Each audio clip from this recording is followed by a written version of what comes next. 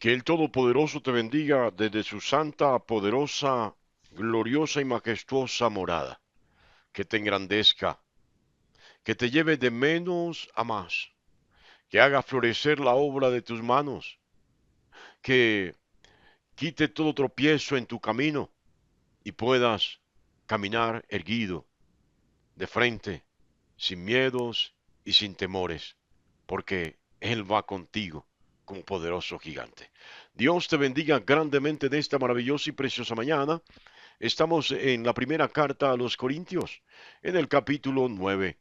La palabra de Dios dice así: ¿No soy apóstol? ¿No soy libre?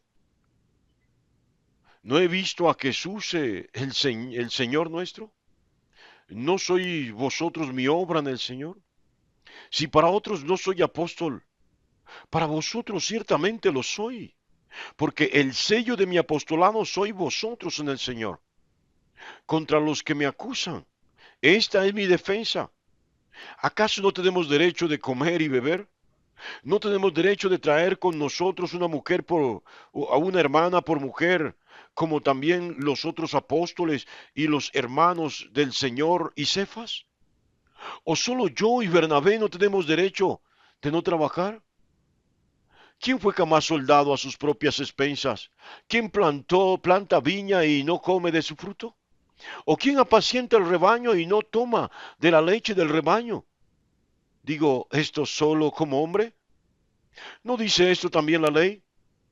Porque en la ley de Moisés está escrito: no pondrás bozal al buey que trilla. ¿Tiene Dios cuidado de los bueyes? ¿O lo dice enteramente por nosotros? Pues por nosotros se escribió, porque con esperanza de arar el que ara, y el que trilla con esperanza de recibir del fruto. Si nosotros sembramos entre vosotros lo espiritual, es gran cosa si segáremos de vosotros lo material. Si otros participan de este derecho sobre vosotros, ¿cuánto más nosotros? Pero no hemos usado de este derecho, sino que soportamos todo, por no poner ningún obstáculo al Evangelio de Cristo. Que Dios bendiga su santa y preciosa palabra. Bueno, mis amados, este texto que le acabo de leer tiene varios temas concatenados, unidos.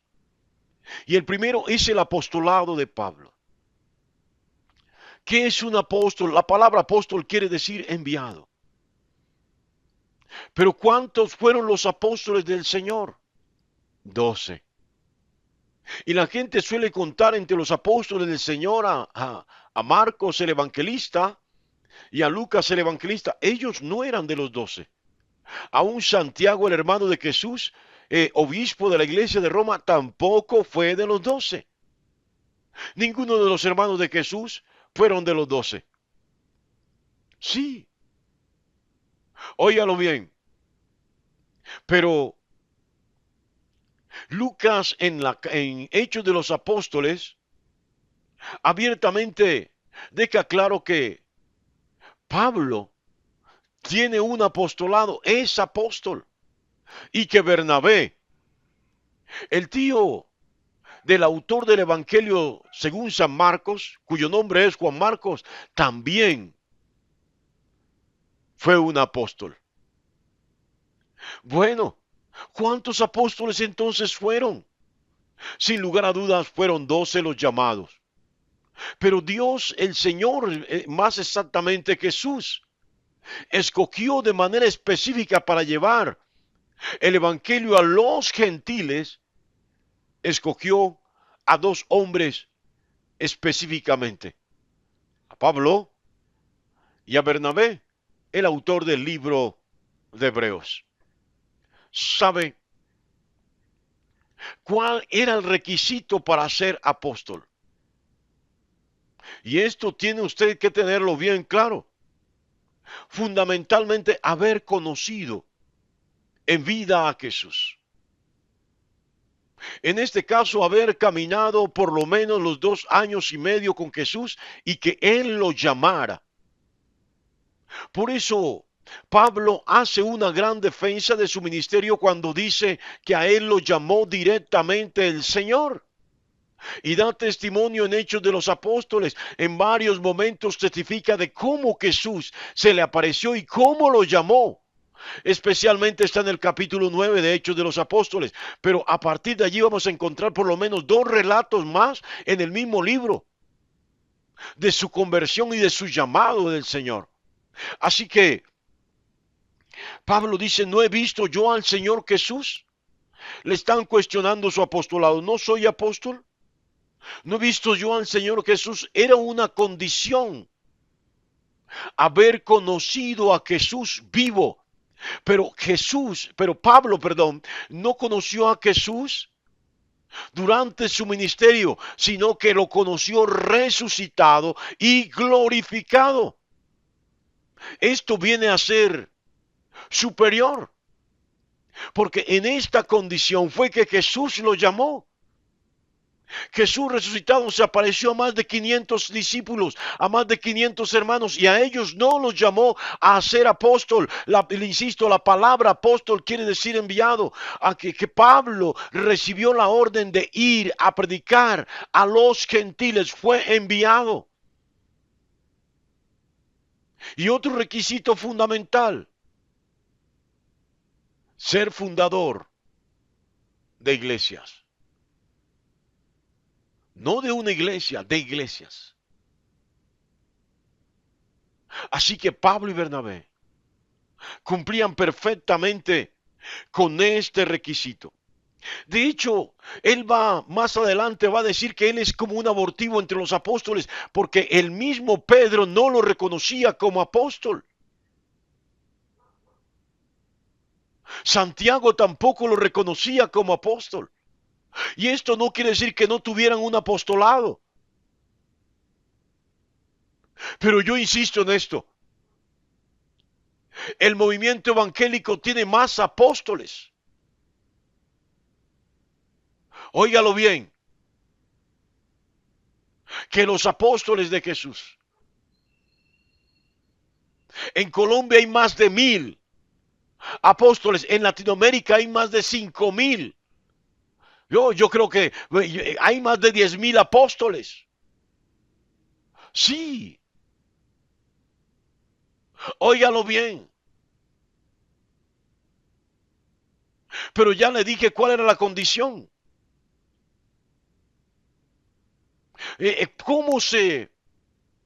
¿Cómo ser apóstol?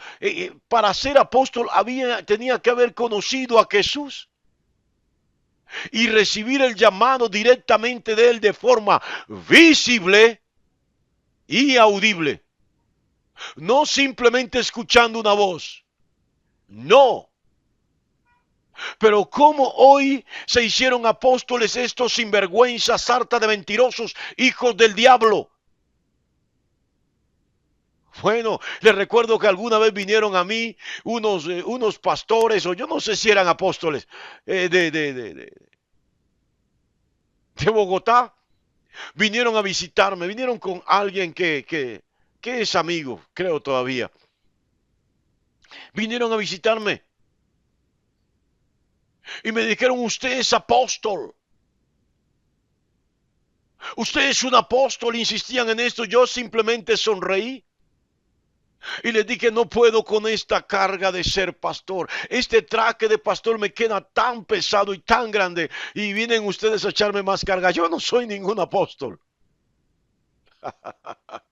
Y me le reí. Ellos se quedaron sorprendidos. Óigalo bien. ¿Cómo se recibe el apostolado hoy? Es que yo no he visto a Jesús. No, no lo he visto físicamente. Su voz la escucho cuando leo la palabra. Sí he escuchado la voz audible del Padre, pero nunca he escuchado la voz de Jesús. Esto tengo que ser claro. ¿Cómo podría ser apóstol ¿Cómo podría ser apóstol si no caminé con Jesús 2 años y medio de su ministerio en la tierra? ¿Cómo podría ser yo apóstol si Jesús no se me apareció y me llamó directamente a ser apóstol? Pero sí escuché la voz. Escuché la voz cuando Él me dijo, Stewart es mi pastor. Así de sencillo. Óigalo bien. Y eso soy. No por méritos, no por llamamiento de hombre, sino por voluntad de Dios, esperando que Él perfeccione este ministerio. Bueno, volvamos al lugar, mis amados. Entonces, Pablo tiene como requisito cumplido haber conocido directamente al Señor cuando Jesús se le manifestó, y tiene la obra que da testimonio de su apostolado. Sí, esta es una realidad, mis amados. Pero aquí viene el otro punto. Ya le dije a usted que el apostolado de Pablo no era aceptado entre los apóstoles por aquello de que Pablo no anduvo con Jesús esos 2 años y medio. Pero Pablo hace una gran defensa de su apostolado y tiene las evidencias de ese ministerio apostólico respaldado directamente por el Señor Jesús y por el Espíritu Santo. Entonces Pablo dice, si para otros no soy apóstol, puede que otros no me reconozcan, dice, para vosotros ciertamente lo soy. Porque lo que muestra realmente que soy apóstol del Señor es la obra que Él me ha permitido hacer en ustedes. Y de una u otra manera, la defensa de Pablo acerca de su ministerio viene a ser muy diferente. ¿Sabe?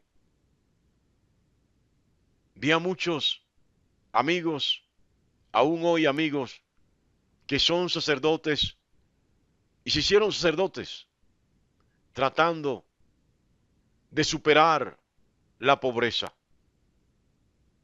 Sí, óigalo bien. He conocido pastores que se hicieron pastores también con el mismo propósito de ganar dinero, de enriquecerse. Y qué triste esto, porque hacia allá apunta Pablo. El ministerio de Pablo no era de dinero. Este era un hombre que realmente tenía vocación. Esto no lo muestra como alguien perfecto, no lo muestra como alguien que es total, plenamente santo, que no tenga fallas. Yo me lo imagino que alguna rabieta tendría en algún momento dado con algún hermano, alguna hermana que siendo maduro actuaba como si no lo fuera, como si fuera un débil neófito en la fe. Pero aquí Pablo abiertamente dice que él tiene derecho a tener provecho, a tener algún beneficio de la obra que ha hecho. ¿Cómo voy a sembrar y no podré cosechar y comer del fruto? ¿Cómo voy a criar y no puedo degustar la leche de mi ganado? Claro. Y Pablo hace uso de un texto en la Biblia, en la ley de Moisés, donde dice, no pondráis bozal al buey que trilla. Y Pablo dice, esto no lo dice acerca de los bueyes, esto lo dice acerca del ministerio sacerdotal. Sea apóstol, sea profeta, sea maestro de la palabra, sea evangelista o un simple pastor. Tiene derecho a tener beneficios. Óyalo bien. Qué tremendo esto, porque Pablo dice, no tenemos derecho a comer y a beber.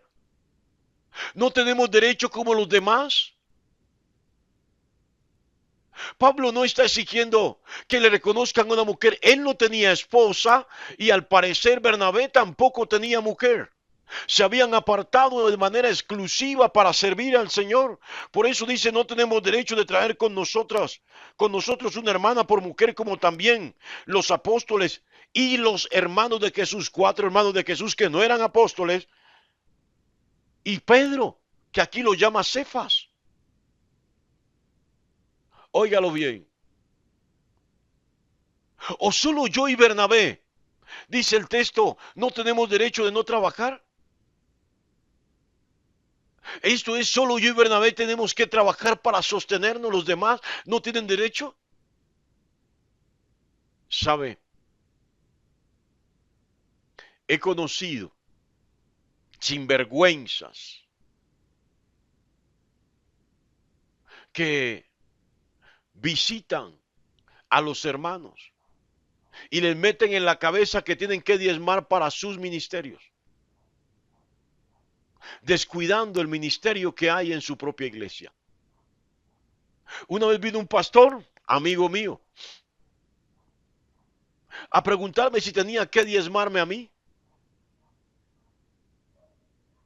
Es un pastor que pertenece a otra denominación, pero espiritualmente yo soy su consejero. Sí, soy su pastor. Y él vino a preguntarme a mí si era correcto diezmarme a mí o qué. Yo le dije, ¿cómo se le ocurre?